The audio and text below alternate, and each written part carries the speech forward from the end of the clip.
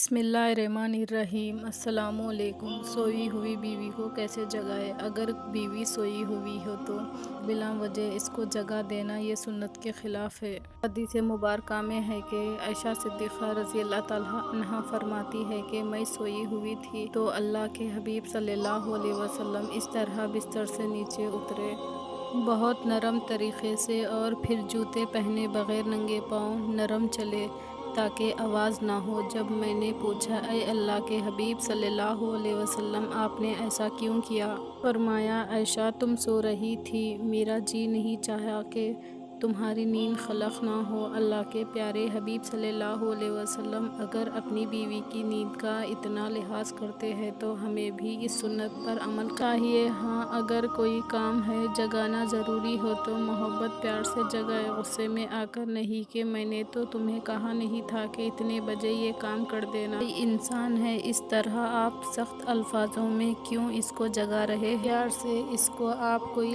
अल्फाज बोले, आप इसको हाथ लगा कर कहे कि अल्लाह की बंदी उठो, ये काम करना है, नमाज का वक़्त हो गया है। तो प्यार से जगाना यही अच्छे अखलाक है। अगर आपको ये वीडियो पसंद आया तो लाइक कीजिए, शेयर कीजिए, चैनल को सब्सक्राइब कीजिए। अगले वीडियो में फिर मिलेंगे।